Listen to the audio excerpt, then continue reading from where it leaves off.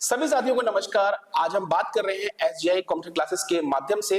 आज हमारी पूरी टीम जो एक्सपर्ट है एसएससी के महारथी रहे हैं, जिन्होंने लाखों कैंडिडेट को पढ़ाया हुआ है और हजारों सिलेक्शन उन्होंने दिए हुए हैं। अगर हम बात करें, मेरे राइट हैंड पर मिस्टर कार्तिक जो इंग्लिश की फैकल्टी है, मेरे लेफ्ट हैंड पर बैठे हुए हैं रोहित सर जो जीके जीएस के महारथी हैं, और उनके बराबर में बैठे हुए हैं आकाश सर जो मैथ्स के एक्सपर्ट हैं। उनके साथ ही बात करें तो सुशांत सर जो कि जीके जीएस के एक स्टैटिक जीके का जो पोर्शन होता है और करंट अफेयर्स का उसके महारथी हैं।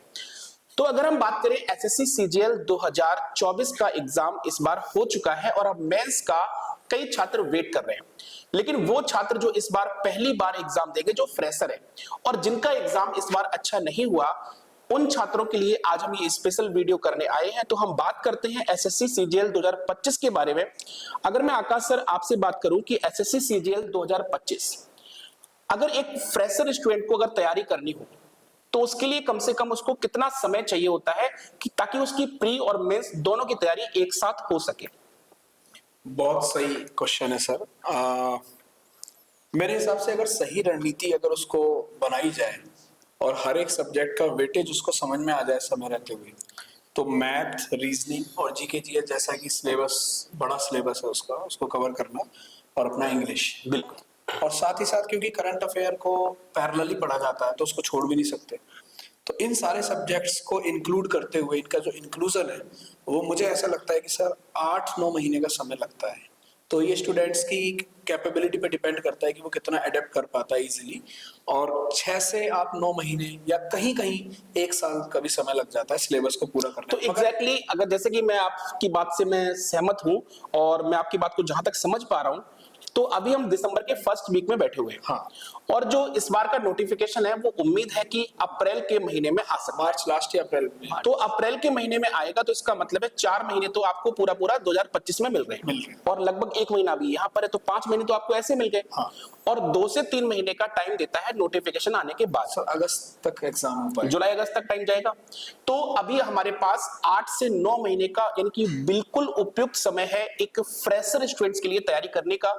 तो अगर आप ये वीडियो कहीं से भी देख रहे हैं तो आप ये ध्यान रखिएगा कि अगर आप सीजीएल के बारे में बिल्कुल भी नहीं जानते तो आज अभी से तैयारी करना शुरू कर सकते हैं और 8 से 9 महीने में पूरा कोर्स रिवीजन के साथ करके एसएससी सीजीएल में जॉब ले सकते हैं। तो हमारा दूसरा क्वेश्चन सर ये रहेगा आपसे ही कि अगर हम बात करें एसएससी सीजीएल में स्टूडेंट्स कौन कौन सी पोस्ट प्रेफर करता है और कौन कौन सी पोस्ट के लिए वो ज्यादा जाता है? अच्छा, ये तो वैसे बहुत इंपॉर्टेंट क्वेश्चन है। बिल्कुल, क्योंकि लाइफ में एक ही सपना होता है स्टूडेंट का सर, पैसा और पावर। बिल्कुल। और एसएससी सीजीएल देश का कैंडिडेट वाइज सबसे बड़ा एग्जाम है। मोस्ट डिजायर्ड एग्जाम तो हम सिविल सर्विसेज को बोल सकते हैं कि आईएएस पीसीएस के एग्जाम की हर इच्छा रहती है हर स्टूडेंट की, मगर कैंडिडेट वाइज अगर देखा जाए तो ये देश का सबसे बड़ा एग्जाम है। बिल्कुल। एसएससी सीजीएल या एसएससी डिपार्टमेंट। तो इसमें सबसे इंपॉर्टेंट जो लोगों की इच्छा रहती है जिस पोस्ट की, वो रहती है सर इनकम टैक्स इंस्पेक्टर बनने की, जिससे जनरली एसएससी एक्ट, पहले सबसे पहले तो ये समझना बहुत जरूरी होगा सर कि इनकम टैक्स अधिकारी नहीं बनाता। बिल्कुल। इनकम टैक्स कर्मचारी बनाता है। जैसे बहुत सारे लोगों का स्टेटस या मैं सारी चीजें देखता हूँ कि अब हम अधिकारी बन गए, ऑफिसर बन गए, इनकम टैक्स ऑफिसर हो गए। बिल्कुल। तो सबसे पहले तो ये जान लेना चाहिए सभी लोगों को कि जो हमारा कर्मचारी चयन आयोग है, जिसे हम एसएससी के नाम से जानते हैं, तो उसकी फुल फॉर्म है स्टाफ सिलेक्शन कमीशन। तो आप कर्मचारी हैं, आप अधिकारी नहीं हैं। तो उसकी जो सबसे इंपॉर्टेंट या सबसे डिजायरेबल जो पोस्ट है वो रहती है इनकम टैक्स इंस्पेक्टर की। बिल्कुल। इसी के साथ साथ प्रिवेंटिव ऑफिसर भी बहुत सारे लोगों, बिल्कुल बड़ी पोस्ट है, क्योंकि सीबीडीटी और सीबीईसी में 2 जगह डिपार्टमेंट टैक्सेशन को बांटा गया है, तो उसी हिसाब से पोस्ट भी आती है। इसी में आपकी एक पोस्ट आ जाती है एक्साइज एंड कस्टम्स की, जिसमें एक्साइज इंस्पेक्टर का आपने सर नाम सुना होगा। तो एक्साइज इंस्पेक्टर ये रहता है क्योंकि कंधे पर वर्दी और सितारे का तो रहता ही है। प्रिवेंटिव ऑफिसर में व्हाइट वर्दी रहती है। बिल्कुल। मेरे बहुत से लोगों का सपना होता है कि बस हाँ, अपने बदन पे वर्दी चाहिए। और मेरे बहुत सारे स्टूडेंट्स हैं जिनका इंटरव्यूज भी अभी अपने इसी चैनल पर डला हुआ है, जिसमें वो पीली वर्दी में भी है, खाकी वर्दी में भी है, और वो व्हाइट वर्दी में भी प्रिवेंटिव ऑफिसर पर भी है, और इनकम टैक्स। और इसी के साथ साथ मिनिस्ट्रीज भी बहुत सारे लोग जाते हैं। यहाँ पर मैं आपको रोकना चाहूंगा थोड़ा सा। जैसे कि आपको पता होगा कि जिन सर से हम बात कर रहे हैं, मैथ्स फैकल्टी तो है ही और खुद ऑलरेडी होम मिनिस्ट्री में रह चुके हैं। बिल्कुल सर। तो इनको वो अनुभव जो है ना कि काम करने का और क्या क्या पोस्ट जो है कौन सी प्रेफरेंस होनी चाहिए, किस पोस्ट के लिए जाना चाहिए और किस पोस्ट के लिए तैयारी करना चाहिए, तो ये बेटर बता सकते हैं और इसीलिए हम इनसे मुखातिब हो रहे हैं। हाँ, एक सर और एक सबसे जो महत्वपूर्ण डिपार्टमेंट जो लोगों की रहता है वो रहता है सीएजी कैग। कैग में हालांकि जो लोअर रैंकर वाले होते हैं ना ऑडिटर के रूप में चले जाते हैं, मगर उसमें अलग ही लेवल की पावर है सर। मैं मतलब यहाँ पे तो मैं बोल नहीं सकता कि किस तरीके की चीजें, मगर स्टूडेंट समझ रहे होंगे कि मैं क्या बोलना चाह रहा हूँ। पावर और पैसे का जो कॉम्बिनेशन है, हालांकि ऐसी चीज सार्वजनिक करते हुए हमें भी थोड़ा सोचना चाहिए, मगर सारी चीजें आप लोगों को उस डिपार्टमेंट में मिलती हैं, तो बहुत सारे लोग ऑडिट में भी जाना पसंद करते हैं। इसी के साथ साथ जो इंडिविजुअल डिपार्टमेंट है, जैसे कि पोस्ट ऑफिस में भी यहाँ से वैकेंसी जाती है, रेलवेज में भी जाती है, मिनिस्ट्रीज में भी जाती है, एक्सटर्नल डिपार्टमेंट में भी जाते हैं, होम मिनिस्ट्री में भी अदर से रिक्रूट होते हैं। और साथ ही साथ हम लोग ऐसा कह सकते हैं कि सर कुछ डिपार्टमेंट ऐसे, जैसे नार्कोटिक्स है, वो आम लोगों में नहीं दिखता, मगर नार्कोटिक्स एक ऐसा डिपार्टमेंट है जिसके अंदर अगर आप चले जाएं तो आप उसकी पावर इनकम टैक्स से भी ज्यादा फील करते हैं, क्योंकि वो बिल्कुल अपने आप में अलग है, यूनिक है। तो ऐसे बहुत सारे डिपार्टमेंट है जहां पर जाकर आप अपने आप को गौरवान्वित महसूस करा सकते हैं और अपने माता पिता का वो सपना भी पूरा कर सकते हैं जिसकी आपके माता पिता ने कल्पना करी है। तो मैं तो चाहूंगा कि हर एक बच्चे को एसएससी के थ्रू कम से कम एक जॉब ले लेनी चाहिए, क्योंकि इसका कॉम्पिटिशन उतना टफ नहीं है जितना लोगों को लगता है कंपैरेटिवली। तो थैंक यू सर। अगर हम बात करें नंबर ऑफ वैकेंसीज की, जैसा कि आपने देखा कि यहाँ पे मैंने सबसे पहले आप सभी से रूबरू कराया, सभी फैकल्टी से, और फिर हमने बात की प्रेफरेंस पोस्ट क्या क्या रहती है, हमें किसके लिए जाना चाहिए, कितना समय लगता है एक फ्रेशर स्टूडेंट्स को तैयारी करने का। तो हम बात करते हैं नंबर ऑफ वैकेंसीज की। जो पिछले 10 साल का हमारे पास डेटा है, उस 10 साल के डेटा में कैसे कैसे वैकेंसी आई है और कहां पर अप्स एंड डाउन रहे हैं, तो वो उनसे आप अच्छी तरह से इन चीजों को समझ पाएंगे। अगर हम बात करते हैं 2014 की, तो 2014 में नंबर ऑफ वैकेंसी 15,549 यानी 15,549 वैकेंसीज थी। 2015 में ये वैकेंसी 8,561 थी। 2016 में ये वैकेंसी 10,661 देखने को मिली। 2017 में ये वैकेंसी 8,134। 2018 में ये वैकेंसी 11,271। 2019 की बात करें तो 8,428 वैकेंसी। 2020 की बात करते हैं 7,035 वैकेंसी। 2021 की बात करें 7,621 वैकेंसी। 2022 जो अब तक की सबसे बड़ी वैकेंसी थी 36,012 वैकेंसी, बहुत बड़ी वैकेंसी थी। 2023 में अगर हम बात करें 8,415 वैकेंसी, और 2024 जो भी रिसेंटली गया है 17,727 वैकेंसी आपको देखने को मिली। तो ये जो ग्राफ देखकर मुझे ये ऐसा प्रतीत होता है और ऐसा पूरा मुझे फील होता है कि एक बार सर वैकेंसी क्या हो रही है, अप हो रही है, और एक बार डाउन हो रही है। अगर पिछली बार वैकेंसी अप हुई थी तो इस बार डाउन। तो जैसा कि 2023 की बात करें तो 8,415, 2024 की बात करते हैं 17,727।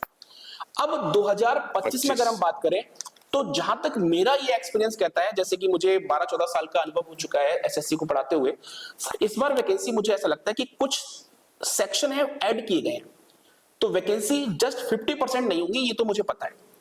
अब वैकेंसी की जो उम्मीद है इस बार 10 से 12,000 वैकेंसी पूरी उम्मीद है कि इस बार भी आ सकती है। और मुझे ये लगता है कि एसएससी सीजीएल के अंदर 10 से 12,000 वैकेंसी एक बड़ा नंबर रखती है। और तो 10 से 12,000 वैकेंसी आपके लिए बड़ा नंबर रखती है। साथ ही साथ आप लोग ये ध्यान रखिए कि आपको सब्जेक्ट क्या क्या पढ़ने होते हैं और सब्जेक्ट का वेटेज क्या होता है। अगर हम बात करें इंग्लिश के, जो हमारे एक्सपर्ट है मिस्टर कार्तिक सर जैसे कि आप इंग्लिश पढ़ाते हैं और आपको लगभग 6 से 7 वर्षों का अनुभव है, तो एसएससी में इंग्लिश का वेटेज क्या है और किस तरह के क्वेश्चंस पूछे जाते हैं? यदि हम पहले प्री की बात करें तो 25 क्वेश्चंस हैं और ईच क्वेश्चन 2 मार्क्स, तो टोटल 50 मार्क्स का वेटेज है प्री में। और लेकिन प्री क्वालिफाई जैसे है, अब तो 2022 में जो एग्जाम का पैटर्न चेंज हुआ उसके बाद तो पूरा का पूरा प्री क्वालिफाई हो गया, लेकिन जितना लोग जो प्री में मेहनत करेंगे वो मेंस में जाके अच्छा कर लेंगे। मेंस में यदि हम बात करेंगे तो मेंस के एग्जाम में जो TA2 है उसमें 135 नंबर की इंग्लिश है, तो इंग्लिश का वेटेज बहुत ज्यादा है कि विदाउट इंग्लिश तो आप क्वालिफाई करना पॉसिबल नहीं है। और जिस सिनेरियो में हम चेंज कर रहे हैं, जैसे 2019 की बात करते हैं, 2018 की बात करते हैं, उस टाइम ग्रामर का वेटेज बहुत हुआ करता था, लेकिन 2022 2021 में जो पैटर्न अचानक चेंज हुआ है कि कॉम्प्रिहेंशन वोकैब की तरफ हम गए। ठीक है, तो कॉम्प्रिहेंशन एंड वोकैब तो बहुत ही इंपॉर्टेंट रोल प्ले करती है आपके एग्जाम में। Okay, thank you sir. अगर हम बात करें सर जीके जीएस, एक आपके लिए बहुत बड़ी उपलब्धि ये है कि जीके जीएस 2 साल पहले का अगर पेपर उठा के देख ले तो प्री में ही जीके जीएस आती थी, मेंस में जब जाते थे तो केवल इंग्लिश और मैथ्स को ही इंपॉर्टेंस दी जाती थी। तो कहीं ना कहीं आपका भी कद यहाँ पर बड़ा है। और अगर हम बात करें प्री और मेंस में वेटेज की, जीके जीएस की क्या वेटेज रहती है और कितना स्टूडेंट्स पढ़े कि उसका लेवल जो है वो कवर हो जाए और एग्जाम में अच्छे मार्क्स लेके आ सकता है? सर एक्चुअली जीके जीएस देखा जाए तो पहले बच्चे क्या करते थे ना कि प्री में सर उतना वेटेज था नहीं, मतलब प्री के बाद मेंस में था नहीं, तो बच्चे ज्यादा जोर नहीं देते थे। वो करते क्या थे, मैथ्स, इंग्लिश और रीजनिंग करके पास कर गए, चले गए सीधा मेंस में। अब क्या है कि प्री आप पास नहीं करोगे फिर मेंस में जाओगे कैसे, क्योंकि प्री में भी देखना पड़ेगा आपको जीके जीएस और मेंस में भी देखना पड़ेगा। हम सर सीजीएल के अलावा अगर देखें, सीएचएसएल में भी वही किया है, मेंस और प्री में भी किया है।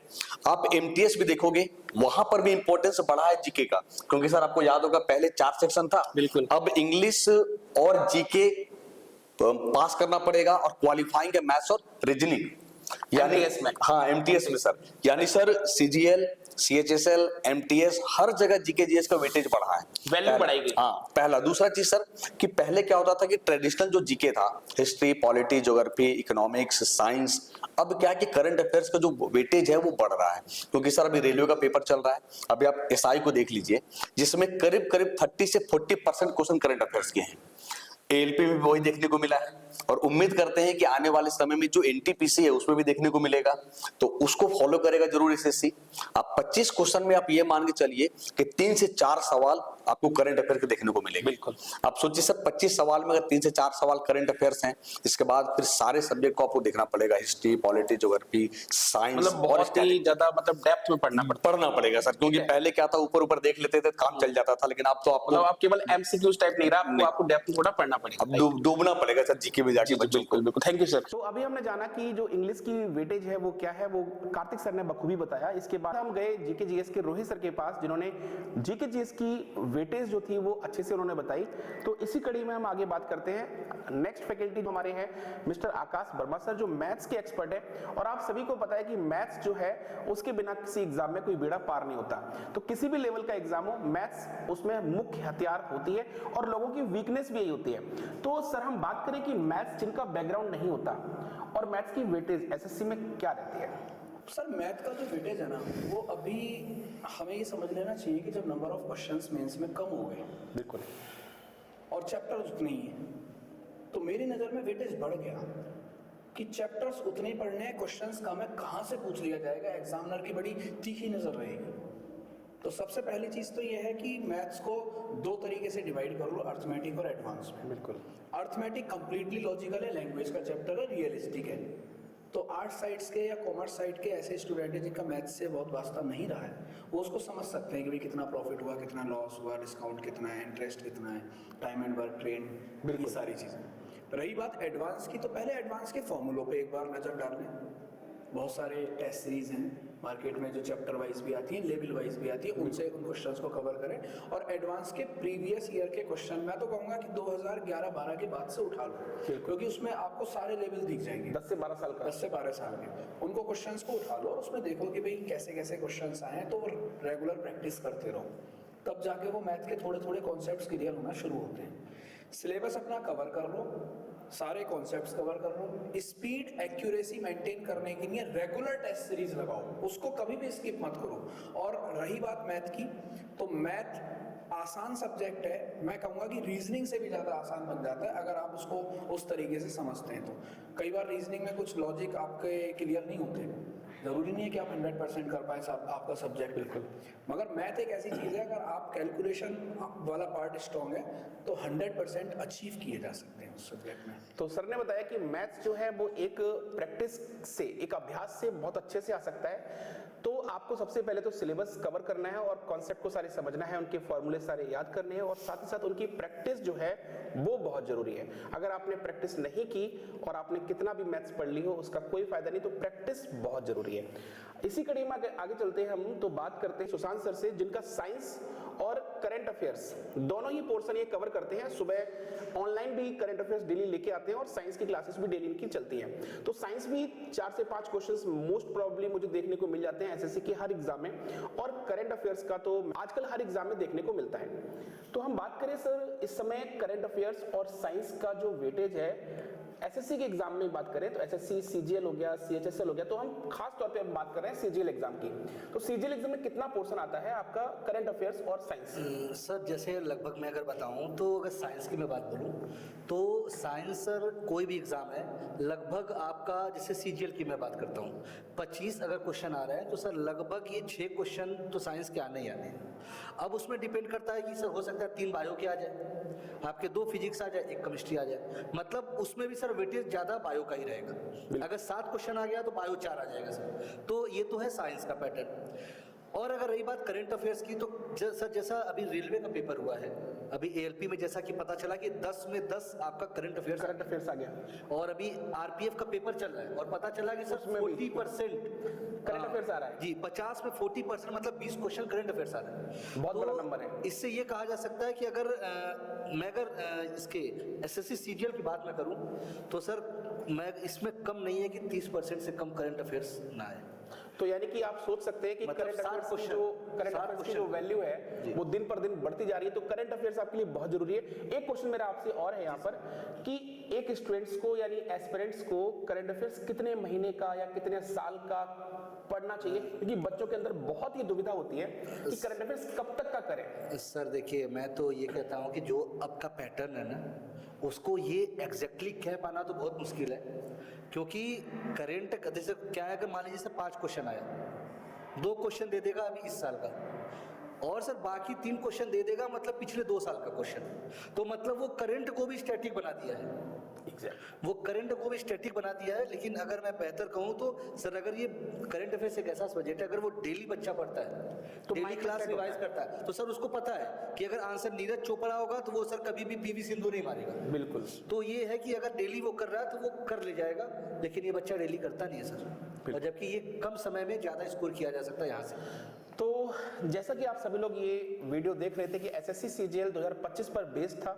यहाँ पर हम लोगों ने बात की, हर मुद्दे पर बात की कि जो वैकेंसी है वो कितनी रह सकती है। तो वैकेंसी मैंने आपको बताई इस बार 10 से 12,000 वैकेंसी हो सकती है। नोटिफिकेशन इस बार कब आ सकता है, तो मार्च अप्रैल में ये एक्सपेक्टेड है कि इस बार नोटिफिकेशन आपको एसएससी सीजीएल का देखने को मिल जाएगा और जुलाई अगस्त में आपको पेपर भी देखने को मिलेगा। हमने सब्जेक्ट की वेटेज की बात कर ली और मैं खुद अपनी रीजनिंग की अगर बात करूं तो आप सभी को पता है कि रीजनिंग भी आपकी प्री और मेंस दोनों में आती है। और रीजनिंग अगर आप रेगुलर प्रैक्टिस करते हैं, आपने रीजनिंग कितनी भी पढ़ ली है, मैथ्स जैसी ही है, अगर आपने प्रैक्टिस नहीं की है तो आप एग्जाम टाइम पे रीजनिंग पूरी नहीं कर सकते। और आजकल सीजीएल के एग्जाम में कुछ क्वेश्चंस ऐसे आते हैं जो आपके दिमाग से थोड़ा सा हटके होते हैं। तो अगर आप रेगुलर प्रैक्टिस कर रहे हैं तो डेफिनेटली आप चीजों को अच्छा कर पाएंगे। तो ये पूरा हमारा ओवरव्यू था। अगर हम बात करें एक एस्पिरेंट्स को एसएससी सीजीएल क्रैक करने के लिए 8 से 10 महीने का समय लगता है और हमारे पास ये भरपूर समय है। अगर आप एसजीआई कॉम्पिटिशन क्लासेस पर पहली बार जुड़े हैं तो चैनल को सब्सक्राइब कर लेना। एसएससी से जुड़ी हुई या हर गवर्नमेंट से जुड़ी हुई हर जानकारी हम आप तक पहुंचाते रहेंगे और एसएससी सीजीएल की क्लासेस भी हम बिल्कुल बहुत जल्दी लेकर आ रहे हैं। तो इसके लिए आप लोग एसजीआई कॉम्पिटिशन क्लासेस को फॉलो जरूर करिएगा और हमारे सारे एक्सपर्ट्स आपसे ऑनलाइन क्लास के जरिए आपसे मिलते रहेंगे। और कोई आपका सुझाव हो, कोई आपका कमेंट हो, आपकी कोई समस्या हो तो नीचे दिए हुए कमेंट्स में आप पिन कर सकते हैं अपने मैसेज को। बाकी मिलते हैं साथियों नेक्स्ट वीडियो में, तब तक आप सभी लोगों का नमस्कार।